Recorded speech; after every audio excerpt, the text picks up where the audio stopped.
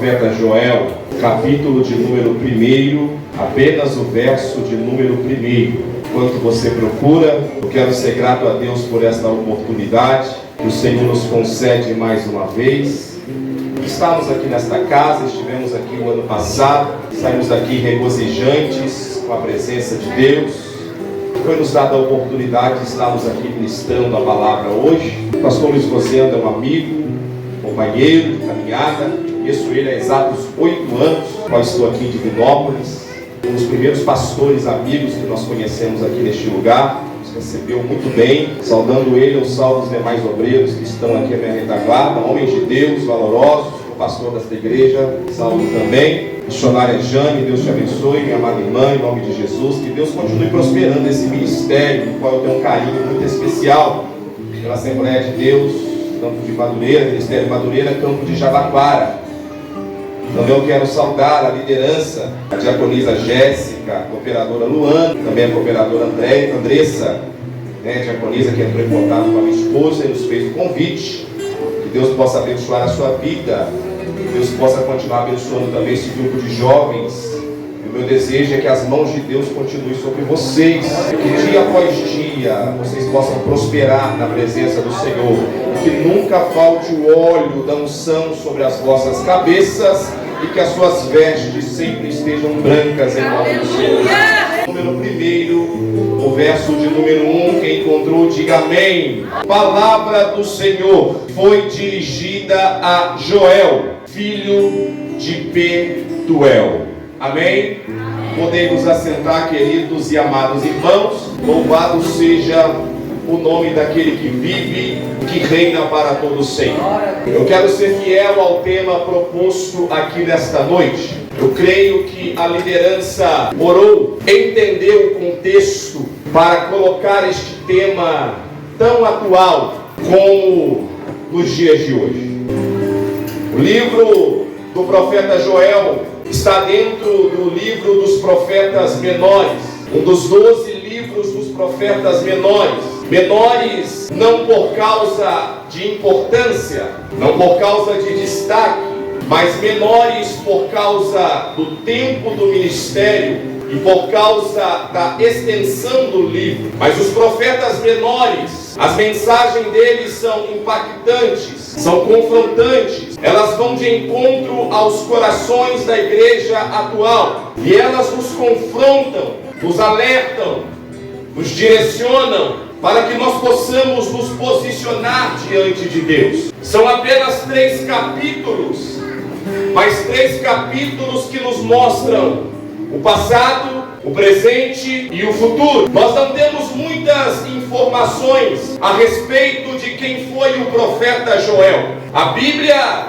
ela não nos dá muitas informações, apenas que Joel, ele era filho de Petuel. E quando nós lemos os 3 capítulos do livro que leva o seu nome, nós podemos entender que Joel, ele profetiza no Reino do Sul, mais precisamente na cidade de Jerusalém. Existem 2 linhas de pensamentos a respeito da data.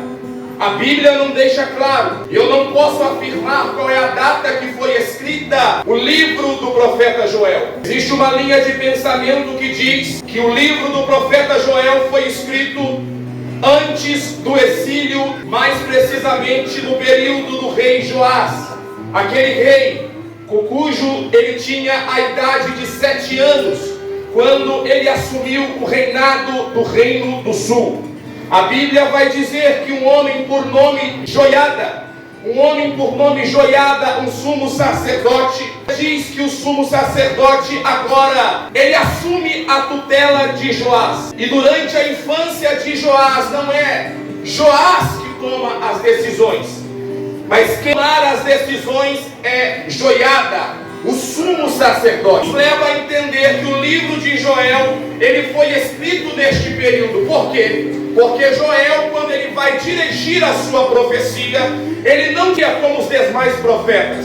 O profeta, por exemplo, Elias, ele dirige a sua profecia a Acabe. O profeta Isaías, ele cita no seu livro, no ano em que morreu o rei Uzias. Os demais profetas, eles costumam a citar o nome dos reis. Só que quando nós encontramos estudamos aqui o livro de Joel, nós não vemos citação de nome de rei, nós vemos apenas o próprio Joel fazendo citação ao sacerdote. Então o que nos dá a entender é que o sacerdote era a liderança máxima daquele período. Mas também existe uma segunda linha de pensamento que fala que quem escreveu o período que foi escrito o livro de Joel foi o período pós-cativeiro. Mas hoje não quero aqui me adentrar, não quero quando foi escrito, não quero me adentrar a isso, eu não quero a isso, não é quando, mas o que está escrito. Eu quero dizer nesta noite mais uma vez, o que importa não é quando foi escrito, se foi antes do cativeiro ou se depois do cativeiro. O que eu quero que você entenda nesta noite, nestes três: o Senhor é Deus. E a segunda credencial, ele cita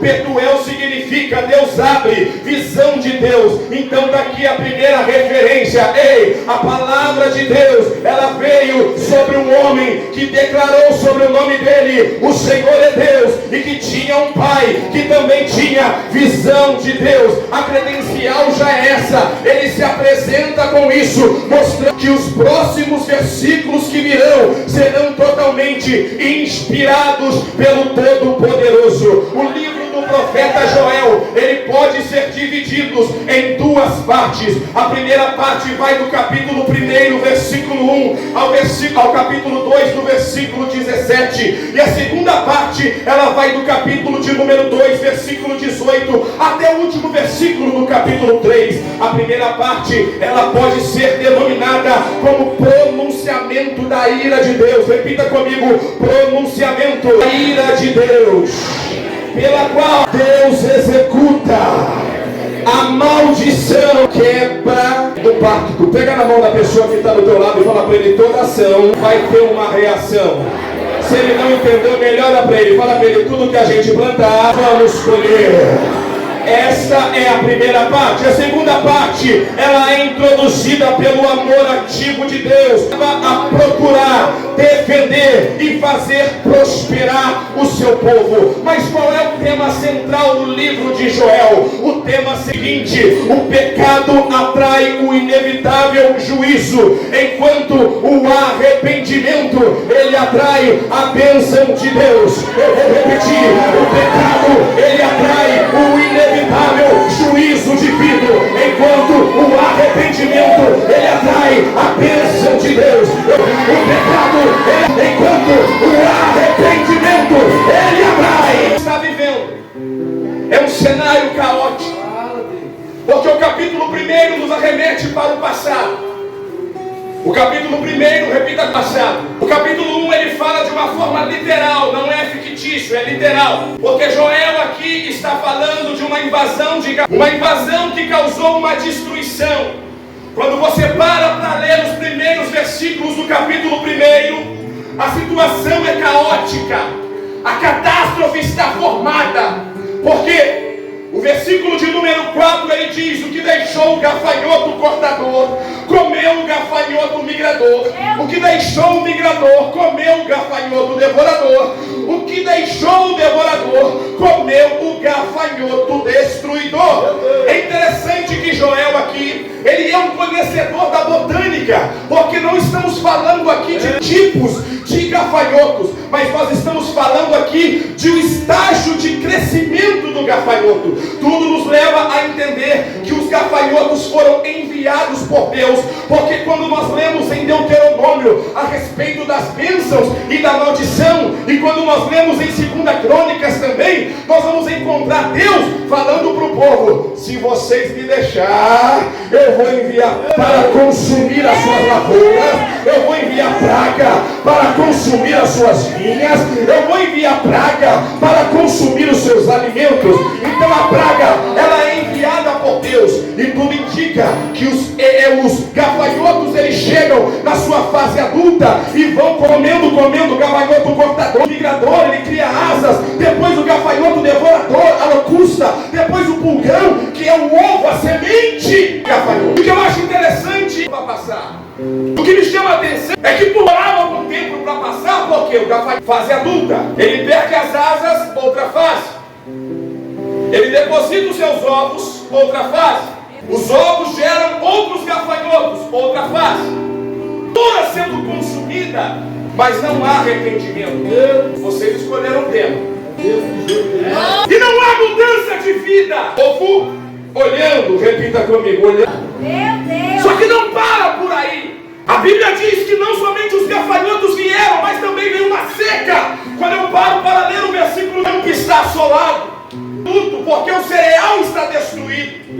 A vide secou, as olivas murcharam, envergonhados os campos lavradores. Uivai vinhateiros sobre o trigo e sobre a cevada, porque pereceu a messe do campo. A vide secou, a figueira murchou, a romeira também, a palmeira, a macieira. Todas as árvores do campo secaram, e já não há alegria entre os filhos dos homens. Pega na mão da pessoa que está do teu lado aí, chama ele para perto de você e fala com voz profética para ele. O pecado, ele tira a alegria. Fala de novo, o pecado, ele tira a alegria. 19 continua, segundo seca, e o verso 19 fala de fogo. Então a destruição foi total. A ti clamo, porque o fogo consumiu os pastos do deserto, e a chama abrasou o campo. Destruição, caos. A coisa ficou feia. Quem está entendendo? Olha lá no verso 5. Porque tirado é da vossa boca. Olha, porque até o vinhedo tinha secado. E Joel fala para os bêbados, para os ébrios: por causa por causa do vosso pecado também, culpa também é sua. Mas eu conclamo vocês, é hora de despertar. Porque 1 Pedro capítulo 5 vai me falar: sede sóbrios, é o contrário de ébrio. Ébrio fala de embriaguez, mas sede sóbrio fala de sobriedade. Sede sóbrios e vigiei, porque o diabo, vosso adversário, anda em derredor, procurando aos que estão sóbrios. Cadê os sóbrios? Olha para o seu irmão e pergunta para ele: você está aí? Pergunta de novo: ébrio, você está só? Destruído, olha aqui para você ver. Você vai entender isso aqui. Lavoura destruída, terra da seca, não tem comida. Comigo, não tem bem. Coloca aí. Foi cortada a oferta de alimentos e a libação da casa do Senhor. Os sacerdotes e ministros do Senhor estão entristecidos. Sabe por quê? Porque quando voltamos em Levítico capítulo 2, nós vamos encontrar lá a oferta de manjares, que dependia também da lavoura. Não tinha sacrifício sem oferta de manjar. E agora estava tudo consumido pelos gafanhotos, consumido pelo fogo. O seu irmão aí aponta o dedinho de profeta Joel para ele e fala: para o pecado. Essa voz não, melhor a voz, ele fala para ele: o pecado atrapalha o verdadeiro culto. Se ele não entendeu, repete para ele: o pecado atrapalha o verdadeiro culto. Mas fala para ele: ainda dá tempo. Aí! Quem está entendendo? Deus está falando aqui nesta noite. Aí quando a gente pega, ele está olhando para o passado, o que o gafanhoto causou, o que o fogo causou, o que a seca causou. Mas repita comigo, ainda tem jeito. Do versículo 13 ao versículo 20, Joel chama o povo para o arrependimento. Joel chama o povo para o arrependimento. Porque se for sincero, se o arrependimento for sincero, ele suspende. Sincero. O castigo, questão de superar o pecado, superamos de Deus, superamos a graça de Deus, superamos de Deus, o pecado, superamos a graça de Deus, superamos a graça de Deus, superamos a graça de Deus, superamos. Agora sai do passado, presente, repita comigo, presente. Fala comigo agora assim: vale da decisão no presente, porque no futuro não tem mais decisão para não morrer. Fala com o seu irmão aí: só existe duas escolhas: arrependimento ou juízo. Pega na mão desse crente aí, dá uma sacudida meia-noite e fala para ele: qual é a sua escolha desta noite? Qual é a sua escolha desta noite? Escolha desta Olha aqui, você pega o capítulo 1, o capítulo 2 e o capítulo 3. Joel vem aumentando o nível de punição. No capítulo 1 ele fala da punição dos gafanhotos seca. No capítulo 2 agora ele fala de uma punição ainda maior, de uma invasão ainda maior, de uma invasão que vai detonar e vai destruir tudo da nação. O negócio vai aumentando, o negócio vai ficando feio. E no capítulo 3 ele vai falar de uma punição sem precedente. Ele vai fazendo um contraste, ele vai subindo o nível da punição de Deus, porque o pecado ele gera consequência. Ei, eu vou dizer uma coisa, Deus me diz para dizer isso nesta noite sem medo de errar.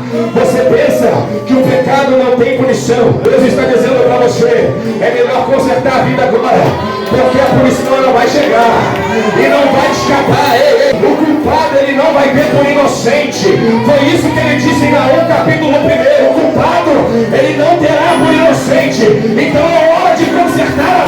Nuvens negras estão se aproximando da nação. Já podia se ouvir o barulho dos carros, mas no meio da tormenta, no meio da tempestade, soa uma gota de esperança. Deus, na sua infinita misericórdia, essa é a nação uma oportunidade de arrependimento, oportunidade de uma decisão no meio deste vale. Deus oferece uma oportunidade, Ele com amor e compaixão, Ele chama o seu povo para se voltar a Ele, Ele aponta o caminho, Ele lança a direção, Ele aponta, diz: eu quero vocês de volta, eu quero vocês de volta.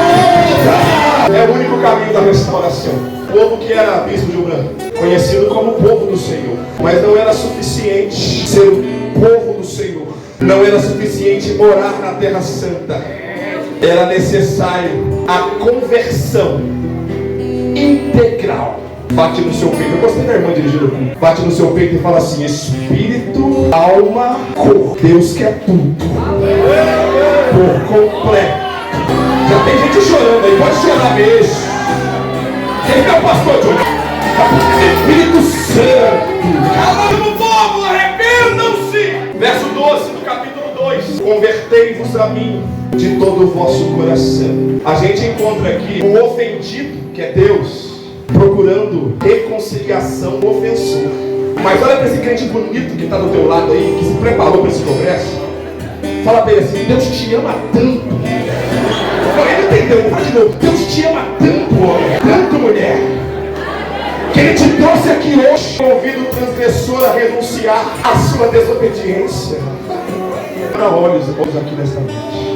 Deus está procurando relacionamento. Não adianta somente ser conhecido como povo. As mulheres que estão do lado de mulheres, os homens que estão do lado de homens. Agora, se for marido e mulher, não tem problema. Se for noivo ou namorado, não tem problema. Abraça aí agora, coloque a mão no ombro, abraça, puxa pro seu lado aí e fala para ele: Deus está querendo relacionamento, Deus está querendo algo maior com você. Ai, meu Deus do céu. O povo de Deus é como o filho pródigo que precisa voltar ao lar do Pai Celestial. Não basta cair, é preciso voltar para cá. Ele deve ser acompanhado. Ele deve ser acompanhado de uma volta sincera e urgente para Deus. Fala para o seu irmão Iel: decisão.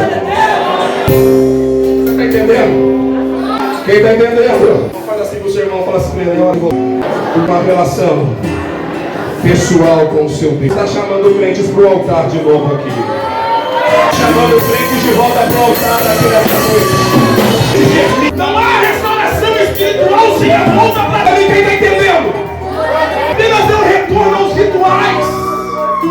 Deus não queria que o povo voltasse a sacrificar somente. Deus não queria que o povo voltasse apenas a queimar incenso, a oferecer ofertas. Não! Deus queria uma relação íntima, face a face. Lembra das madrugadas? Lembra dos montes? Lembra? Lembra de quando você falava comigo e eu ouvia? Lembra de quando você conversava comigo lavando louça no carro? Lembra de quando você falava comigo no trabalho? Lembra? Eu quero você de volta. Deus está chamando o crente de volta. Deus está chamando o crente de volta. É hoje, é válida a decisão. É agora, porque no capítulo 3 não tem mais jeito. É agora, é agora, é agora. Não é na escola dominical. Deus quer um retorno de viver em santidade, de viver em temor, de viver em ousadia. Pega na mão desse crente que está do seu lado aí. Fala para ele, eu quero, você quer? Fala de novo para ele, fala, eu quero, você quer? Fala para ele, vamos voltar ao primeiro lá. Fala para ele, Deus conta com a gente. A gente precisa voltar a ser quem nós éramos. A gente precisa voltar a ser quem nós éramos. Como a igreja primitiva, que crescia na comunhão, que crescia no partido do pão, que não tinha medo do inferno, mas ia. Segura um pouquinho, aleluia. Olha aqui para mim, segura um pouquinho agora.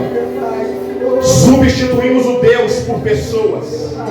Repita comigo, substituímos Deus por pessoas, por ídolos, por religiosidade. Mas fala comigo, hoje eu volto para Deus. Fala, eu volto para Deus. Deus precisa ser o centro da minha vida. Deus precisa voltar a ser o centro das nossas vidas. Eu vou repetir porque tem gente me olhando com o olho arregalado. Você não tem que olhar para mim, não. Você tem que ouvir a palavra. Dizendo aqui nesta noite, Deus vai voltar. Você está comigo assim, é uma volta.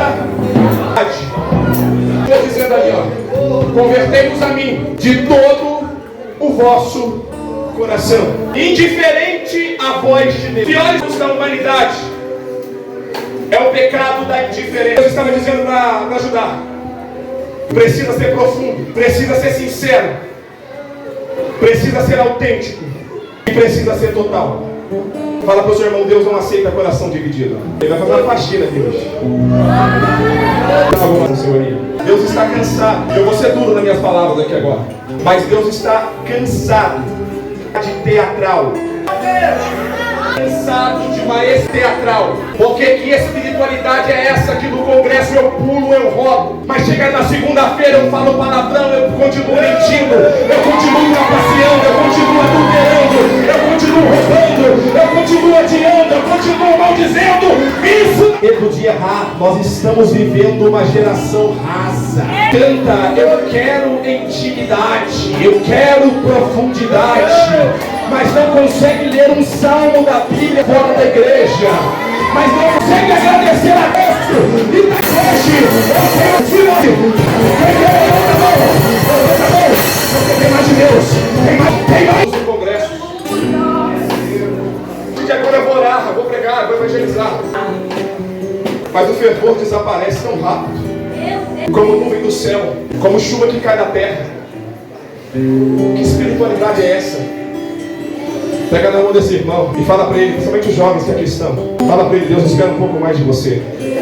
Fala para ele, se você soubesse o que Deus quer fazer através da sua vida, se você soubesse o que Deus quer fazer através da sua vida, só que para sair do raso, repita comigo, para sair do raso, tem que tomar uma... Quem está entendendo? Aqueles que só andam com Deus na base do aguilhão, cansado. Se o pastor não liga no meio do culto, vou falar, não tem. Se o pastor não pega no pé, não vem. Se o líder não chama para ensaiar, não vem. Pelo amor de Deus, para estar no culto de estilo, não vem. Isso é vida aguilhão, não. Deus está chamando você para uma espiritualidade maior e melhor, meu filho. Você tem que ser o primeiro a agir. Ai, Deus. Porque o versículo 12, ele continua dizendo para nós, com jejuns. Quem me ouve mais alguns minutos. Jejum fala de renúncia. Comigo antes de eu ser restaurado. Então chegar, eu preciso separar e me consagrar ao Senhor. Aponta o dedinho para o seu irmão e diga para ele, quem jejua tem pressa. Fala de novo, quem jejua tem pressa. Se ele não entendeu, fala mais uma vez para ele, quem jejua tem... O jejum é expulsão. Eu estou falando para uma geração, posso falar, pastor Luiz? Estou falando para uma geração que passa 4, 5 horas no telefone celular e não consegue tirar minutos para Deus. Decisão. Gosta de viver as como se não houvesse rituais. Sempre deixa para o amanhã. Buscar primeiro o reino dos céus e a sua justiça. Estou pregando para jovens aqui nesta noite. E todas estas demais coisas que serão acrescentadas. Eu lembro de Josafá, jovem. Quando a nação inimiga vem cercando tudo e dizendo, eu vou derrotar tudo, vou destruir Josafá e toda a sua cidade, todo o seu reino. O que Josafá faz? Conclama um jejum. E Deus diz, esta peleja não tereis que pelejar. A sentença está dada, vai morrer todos os judeus. Esther diz: jejuem por 3 dias. E Deus dá um escape para o povo dele na terra. Lembro de Jonas quando foi entregar a mensagem até Nínive. E os moradores de Nínive jejuaram por Deus e Deus mudou a sentença. Deus mudou a sentença. Me recorda a história de um grande pregador da Coreia do Sul que veio para o Brasil. Ele conta um lindo testemunho. Ele diz que ele estava indagando com Deus porque a igreja no qual ele presidia não ia para frente, não dava frutos, não prosperava, não fluía. E ele falou com Deus duvidando do seu chamado. De repente o Espírito Santo queima no coração dele. Isso é ele, Deus, viu? Você vai subir ao monte e vai separar 40 dias de consagração no monte. Ele conta que ele comunica a igreja, comunica a sua família e sobe sem titubear para o monte para tirar esses 40 dias de oração e jejum. Nas 3 primeiras semanas foi tranquilo, mas a partir da 3ª semana o negócio desandou. A fraqueza bateu, o desespero chegou e ele quase desistiu. Mas quando vai chegando no final da 4ª semana, ele fala: eu vou continuar. E ele é envolvido de uma graça sobrenatural da parte de Deus. E ele chega no final dos 40 dias. Ele desce a montanha e ele volta para a igreja. O sermão é o mesmo, mas agora está com mais unção. A palavra é a mesma, mas agora está com mais unção. O conhecimento é o mesmo, mas agora está com mais unção. A aula é a mesma, mas agora está com mais força. Conta o seu testemunho que ele começa a pregar. E os pecadores começam a chegar, a invadir a igreja. E conta-nos o testemunho dele que ao final de alguns anos 6.000 pessoas estão dentro daquele ministério. Não porque ele é bom, mas porque a palavra de Deus foi ministrada diante do altar de Deus. Eu quero dizer uma coisa para os jovens que são: Deus está chamando alguém aqui para se entregar com retidão, com sinceridade, porque Deus quer te usar. Pega na mão desta pessoa, olha dentro do olho dele e diga: se você se entregar totalmente para Deus, Deus vai te usar de uma forma trazer o céu para a sua vida. É uma volta com sinceridade.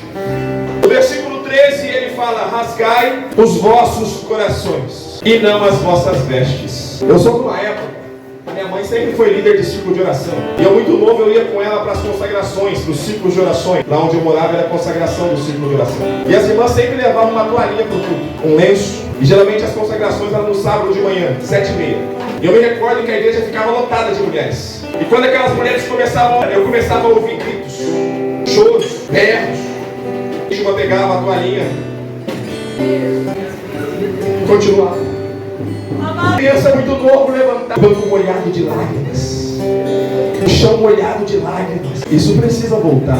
Me chamou a atenção esse jovem aqui, desde o começo do culto, com a mão na cabeça, chorando na presença de Deus. E o pastor Luiz me contou um pouquinho da história e da trajetória dele. Chama ele aí. Não para não, viu? Continua. Para não. Continua. Chora vivendo uma geração que preocupa muito com a aparência. Deixar maquiagem, escorrer a maquiagem. Oi, Deus da geração que chora. Dá 30 segundos para você adorar. Eu tô acabando a mensagem. Eu tô sentindo uma graça. O pastor Luiz me conhece. Eu não tô aqui enchendo linguiça hoje de ministro. Não tô aqui passando tempo. Não tô sendo menino. Mas eu tô sentindo uma graça de Deus aqui nesta noite. Porque Deus está restaurando algumas vidas aqui. Não porque eu estou aqui, o compromisso desses líderes, desta igreja com esse congresso. E Deus vai marcar algumas pessoas aqui nesta noite. E sairão daqui, Deus, como verdadeiros homens remidos pelo sangue. Apenas exterior, mas interior. Porque esse costume de rasgar as vestes, olha aqui para mim agora, estava acostumado a fazer. Olha aqui pra mim, pelo amor de Deus. Era as vestes que todo mundo estava fazendo e sem compromisso e às vezes sem entender o que estava fazendo. Foi por isso que ele disse: rasgai o vosso coração. Porque, meu Deus,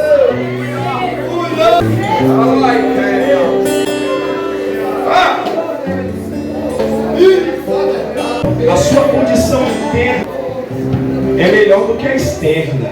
Mas por dentro só Deus sabe como você se encontra. Mas Deus me trouxe aqui hoje para te dizer: é noite de lamento. Vale da decisão. A decisão é agora. No capítulo 3 não tem mais jeito.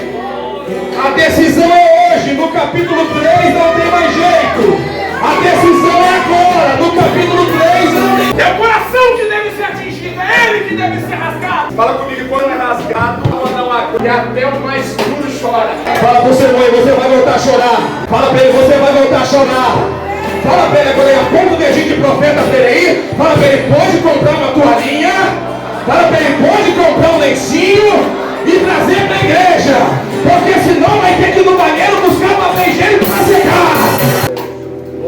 Não adianta baixar. Fale comigo assim, tome a decisão hoje. Não tem mais jeito. Capítulo 2 ele fala do presente. A punição aponta para escatologia. A igreja agora ela é levada no arrebatamento. A igreja agora está participando das bodas do Cordeiro. A terra está passando pela grande tribulação, grande tribulação. Derramamento das 7 taças da ira de Deus sobre a terra. Peste, morte, perseguições, demônios. A coisa vai estar feia sobre a face da terra. No final dos 7 anos, a palavra de Deus diz que Deus agora, o próprio Jesus, ele vai descer juntamente com a igreja que foi arrebatada. E olha para esse crente que está do teu lado aí, o crente que tomou a decisão hoje. Fala para ele, você vai estar juntamente comigo e nós vamos descer com Jesus. Fala para ele, vamos fazer parte do exército de Jesus. Fala para ele, vai, não vai? Fala para ele, você vai ou está com dúvida? Fala para ele, se tiver com dúvida, é noite da decisão. Fala para ele, é noite das... O que eu acho interessante é que quando a gente se humilha, se arrepende e volta para Deus, no final do capítulo 2, Deus promete o derramamento do Espírito. E Ele derramou o Espírito em Atos 2, e está derramando até hoje. E nós já vimos esse derramar aqui, que é o fortalecimento para o crente. E é isso que nos mantém de pé para o dia do arrebatamento. E nós estaremos com Cristo. E no final dos 7 anos a igreja vem com Cristo para a terra. E agora todos aqueles que são inimigos de Deus, inimigos da igreja, inimigos de Israel, eles se ajuntam nesse vale, chamado Vale da Decisão, e falam, nós vamos lutar contra esse Jesus. Agora chega. E esta decisão do capítulo 3, no verso 14, não é a decisão para ver se vai ser salvo. Não. Essa decisão do capítulo 3, no verso de número 14, é a decisão de Jesus em condenar todos aqueles que são inimigos, todos aqueles que desprezaram o capítulo 2, todos aqueles que não quiseram pés do Senhor, o Deus Todo-Poderoso. Todos aqueles que não quiseram se humilhar diante de Deus, todos aqueles que não quiseram estar no centro da vontade de Deus, o que é deles está guardado, o que é deles está sentenciado. E a decisão de Deus é a seguinte, você sabe. Quando nós lemos a palavra de Deus em Mateus capítulo de número 25, coloque para mim aí por gentileza o verso de número 31 e eu convido a igreja a se colocar de pé. Mateus capítulo de número 5, verso de número 31, e aqui é uma continuação deste capítulo 3. Nós vamos encontrar aqui o verso de número 31 do capítulo de número 20. E quando vier o Filho do Homem, vier em sua glória, e todos os santos anjos com ele, então se assentará no trono da sua glória. 2. E todas as nações serão reunidas diante dele, e apartará uns dos outros, como o pastor aparta dos bodes das ovelhas, e porá as ovelhas. Cadê as ovelhas? Chega pertinho dessa ovelha aí, fala para ele, ser ovelha. Ele porá as ovelhas à sua direita, mas os bodes, aqui não tem bode, o bode está lá fora, os bodes colocará a... Então, versículo de número 34, então dirá o rei aos que estiverem à sua direita, vinde benditos de meu Pai, possuir por herança o reino que vos está preparado desde a fundação do mundo. Versículo 41. Então dirá também aos que estiverem à sua esquerda, apartai-vos de mim, malditos, tendo preparado